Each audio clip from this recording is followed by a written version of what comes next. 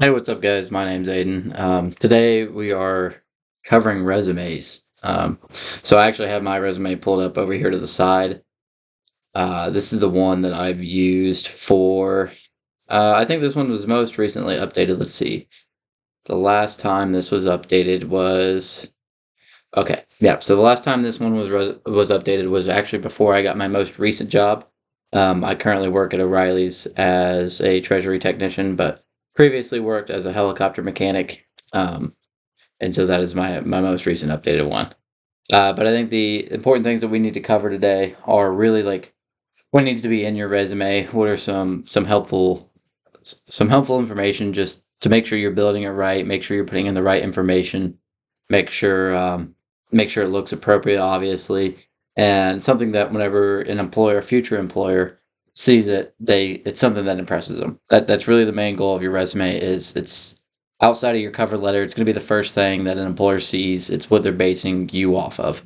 So you want it to look as good and as professional as possible, and you also want it to draw their attention. So kind of what I want to go over today is let's start with this. My two questions that I have for us are what are some unnecessary things that you don't need in your resume? That way, we're not wasting space, we're not wasting time, and we're not boring our employers. And two, what are some ways that you can make maybe something small you did into some actual really important experience? And this is something that I found is really helpful whenever you're building a resume, is taking those little tasks that you've done throughout your life or in different spots in different organizations and hyping them up where you have actual experience to brag about. That way, your employer knows that you've been around the block and you know what you're doing, and they can trust you at the next level. So some things we want to avoid is just unnecessary information, really. Something that's going to take away from what's going on with the resume and what the point we're trying to get across is. So really, like personal details about yourself, like you don't want to put in there that you're a hard worker or nothing like that, because one, you should already be that, but also this everybody says, "Oh, I dropped my paper." I should probably restart this video, but it'll be all right. But, anyways, what we want to avoid is hobbies, personal details, previous salary information, unless maybe like you're a really, really high up executive and that's something that you can be competitive about because you have that experience and you're really going for that high level position. But those things that, employers are going to find out about you in an interview or maybe even in your cover letter. You kind of want to avoid those because what your resume is supposed to be about is what you've done, what you can do, what are your skills, and what do you offer to the company or the organization or whatever this employer is going to be. Second is what are some ways that you can take some small tasks you've done and turn them into legitimate experience. So I'm going to go over to my resume because I know I have a few. Um, so let's go up to this. I'm in the military. I'm in the Army National Guard. Um, just recently got promoted actually, which is pretty cool, but we'll avoid that. But some things that happened early on that probably wouldn't be considered relevant for most people are early on into the guard. On the drill weekends, I was asked to lead a training course, teaching other individuals that are newer than I was, or maybe less experienced, because since I did work full time, I had more experience than maybe people that have been in longer than I had. But I got asked to lead that course, and so because of that, not only has it led to me being in a leadership role on the weekends, granted, very few days out of my year, out of my month, are spent doing that. It's something I can toss up on a resume and be like, "Hey, I'm a leader. I have leadership experience. I have been in charge of a group of people and been able to coordinate that to successfully complete a task." While really, I didn't do too much. I mean, I took maybe a group of 10 guys at most and walked them through a very basic maintenance task, such as, let's say, changing the oil. Yeah, helicopters have oil, so you got to change it. Right? Something very simple, but I get to throw it on my resume, and it is a factual statement that, hey, this is something I've done. This is something I can do. I've shown my ability to do this. So I think being able to take little things like that throughout your life is really big, and it can really help expand your resume. and make you a reputable person. Um, Outside of that, what I've learned a lot, I've applied for multiple jobs. I've been working for a little bit now, not crazy long. I'm not super old, but is it's really important to ask people what they've done and how they've been successful throughout their careers and doing things. I've been really lucky to have some great mentors that are willing to share their thoughts and experiences with me and have helped me build a successful resume at that too. So I think an important thing is to ask others what has been successful for them. Um, and then you really want to highlight your abilities as an individual, what you can do and what you know. So down here at the bottom of my resume, so my resume goes from the top. I start off with a professional summary. I go into a little bit of detail about some of my strongest attributes, such as I've been a leader. I'm a confident leader. I demonstrate great verbal, written communication skills and time management that has come from some other positions.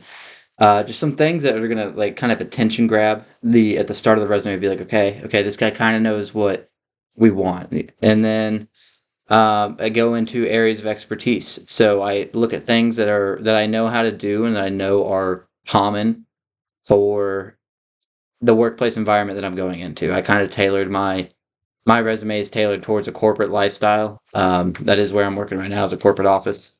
And so I tailored my resume to suit that. So I put in here, I'm great with Microsoft Office. That can include Excel, Outlook, PowerPoints. I am well versed in those. Team leader, time management skills are in there, written and oral communication. And then one of my main ones was efficient and cost conscious. Uh, because I'm a finance degree. That's what my job is right now. So I kind of highlight those at the very top of mine personally, and then I go into my education and military experience, and then I drop down into my professional experience, which is the jobs that I've worked, mainly the ones that provide proper experience for what I'm going towards next. And so in those, I give the most important roles of my position and the ones that are most applicable to the next level. Um, and that's kind of just how I've set mine up. I've had a lot of help. I've had some great mentors that have helped me build this and make it look really presentable. But I think having a one appearance is huge. You want it to look clean. You want it to look well organized. You want it to look like you had a format planned out, not just a blank Word document. That's actually what mine started out. Blank Word document, just what I've done, where I've worked. That's pretty much it. Didn't get me really far, but military helped out on the other end. So having a good appearance is massive right off the bat. And then this is your time to brag about yourself. Like, I mean, that's the most important thing you want to do. You want to stick out because you're going against, you don't know how many other people. It could be, dozens, if not maybe 100 other people applying for the same job as you, especially with the market now. So you want to look the cleanest, the most precise, and you want to not exaggerate. You want to brag about yourself. This is your time. That's the time to do it. So don't ever overlook any experience you have, because something as little as, hey, one weekend they asked me to lead a class. Leadership. Leadership experience right there. Right off the bat. Wasn't a lot, isn't a lot still, but it's there, and it's and I can prove it. I can have backups, and not that they're gonna ask, but I can have people back me up and say, hey, this really happened and it's continued to happen. So don't ever overlook something small you've done. And whenever you're building your resume, try to think back to times that you've maybe been in a role where you've got to lead people, or you've kind of stepped outside of your comfort zone or outside of your job role and fulfilled a position of something else. Because one, it shows that you know what you're doing, but two, you can be trusted in those positions. Um, So I think it's really important just to not overlook anything you've done. That's like really the main thing I can stress. Outside of that, you want to look neat and professional. Um, have a clean format the entire way through. Don't have any misspellings. Um, and try to leave out things that are going to bore the employer or just that maybe aren't necessarily important to the job that you're applying for. I've changed my resume dozens of times just based off the job I'm applying for. I can change my areas of expertise or my skill set to tailor it towards where I'm trying to get on at. Outside of that, obviously you need the basics like your name, your cell phone, your like a way to contact you. Those are super important. Um, but yeah, brag about yourself. Go for it. I mean, this is your only chance. They're not gonna call you in for an interview if your resume is not good. That's what they're basing. They don't know you. That's what they're basing it off of. You are this piece of paper. So you've got to do everything you can to get as much as you can that's important on this document. Um, Again, ask other people. Ask people that know what they're doing. Ask people that have, that if you know anybody that's been in a higher role, clearly they've probably gotten there with a good resume. I mean, that's what you have to have. So if you can find a mentor, find a parent, somebody that knows what they're doing, and ask them for help. That's been huge with me, for sure. I 100% did not do this on my own. So, but yeah, guys, I'm gonna recap with these questions, and we'll kind of I'll type them back into the comments. But and also I apologize for this being so long. But yeah, what are some non-necessary things that you don't need in your resume? That could be what I listed. It could be whatever you think is unnecessary. Just spill it in there. And then, what are some ways that you can take, you know, um, small events and really turn them into true experience? But have a good one, guys. Sorry that this is 12 minutes long. Try to speed it up. Have a good one.